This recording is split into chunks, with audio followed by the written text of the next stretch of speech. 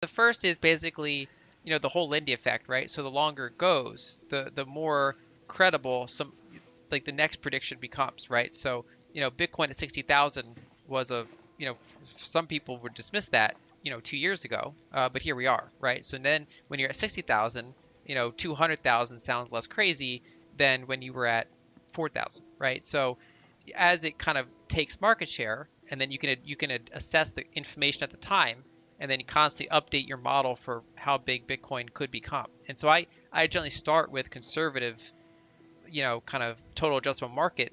Um, but then as it meets certain frameworks, it becomes easier to expand your base case for how big it could get. And as long as you start with the idea that actually, you can have some upper bounds for how big it can get.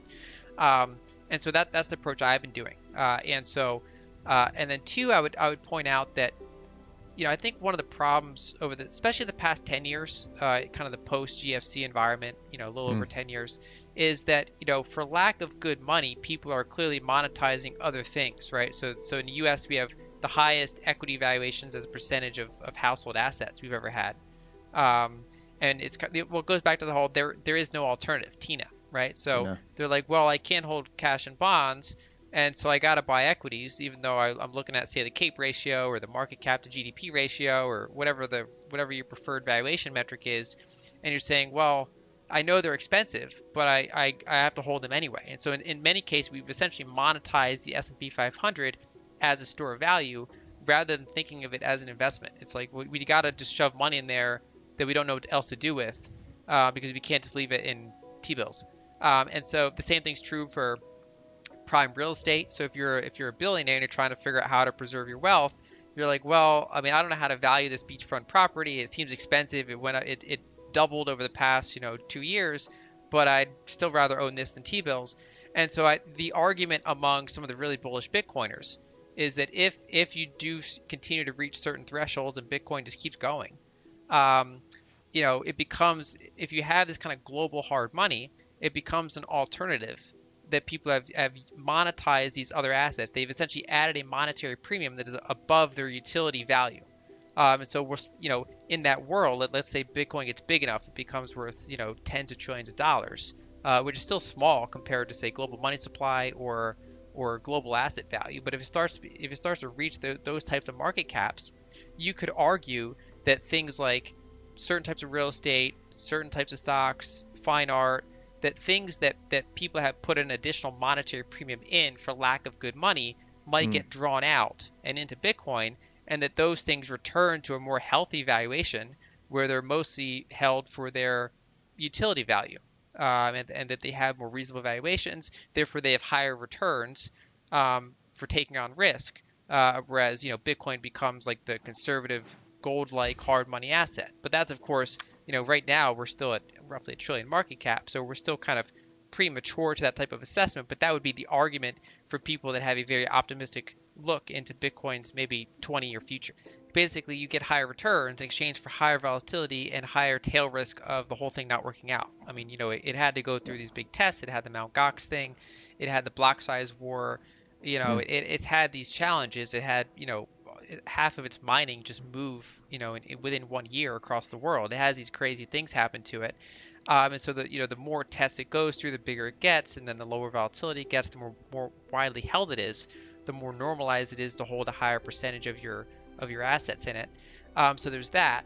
And if you step back and kind of look at this process of demonetization of other assets, if that plays out, or at least in some direction, if it directionally plays out to some degree, I think it would have some pros and cons. I mean, any transition like that is going to be challenging. Mm. But the argument, for example, like Mike, I know that you've mentioned before, like the house price to income ratio, right? So we've Mm-hmm. we've we've again we've monetized houses for lack of other things to monetize. As interest rates came down, is basically has been easier to justify those high prices, and that's really good for people that have owned a house the whole time.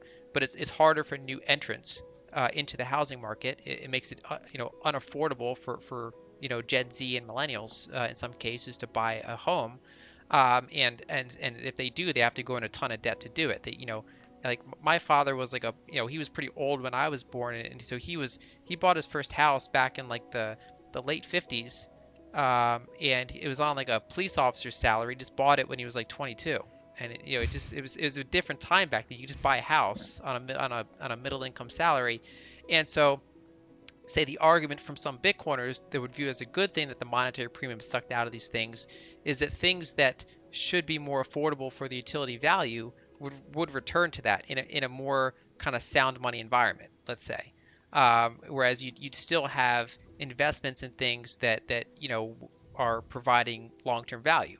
But of course, during a transition, if you suck monetary premium out of a house, you could also suck a monetary premium out of something that is enabling new technology, new productivity. And so any transition like that is going to be a challenge. But I think if that hypothetical scenario were to play out, I think it would come with pros and cons. But I think as the dust settles, that should be a healthier environment to because if you go back in history, people should be able to essentially save money in something that's not speculative in order to, you know, build a retirement. And so they shouldn't have to have like 100% of their net worth in equities. They should have something that they can save in that's somewhat reliable. And right now, there's just not a lot of good alternatives for that, including Bitcoin at this current size, because for a lot of people it's too volatile. But in a world where there is some sort of a kind of a something that's acknowledged as money that's pretty stable, that gives that people can have a larger share of the net worth in it and then be more selective with the types of investments that they do. And going back to the whole thing, if we say, okay, if Bitcoin's going to have a very high, say, double-digit CAGR over the next decade, some people ask, why not just put everything into it? I've had people ask me that question, and I said ultimately it's because of tail risks and it's because of human nature and volatility. And so I have a large allocation into Bitcoin, partially because I put a decent chunk into it, and also because it appreciated, fortunately, and it just didn't rebalance it, right? So it's a large chunk, but it's still small enough that when this summer, for example, Bitcoin more than got cut in half, I was like, it's not like if so when people put their entire net worth into something like that, that's where they lose sleep, right? So people can I think there's a range of allocations that make sense, but it comes down to their individual temperament, comes down to their knowledge on it, their conviction on it, and what kind of lifestyle they have, what their obligations are, as we go forward. And going back to the topic of inflation, the problem is that it's a very complex answer. Right. And what a lot of people do is they pick a subset and a narrative and they kind of just focus on that. Whereas it's one of those things where the answer to that question is inflation, how does it affect wealth concentration, is actually kind of it's you need like a multiple paragraph answer to answer that question. And so just take a step back, hyperinflation is like always bad, right? So when a currency breaks, almost 99% of the people have trouble. Businesses can't function when there's no pricing mechanism, and that's just bad for everyone. And even these like near like things that aren't technically hyperinflations, but just like horrible inflations that you see throughout emerging markets, where savings just get erased every generation or so, or cut in half. Those are terrible, and people should have a way to defend against that. That's like the work of Alex Gladstein, from the Human Rights Foundation, talks about Bitcoin usage in emerging markets. How a lot of these people, they just don't, they don't have access to stocks. They're stuck in their local currency, and their currency gets devalued, and they just have to start all over. Whereas something like Bitcoin is a tool that they have now that basically kind of think gives them back some of that power.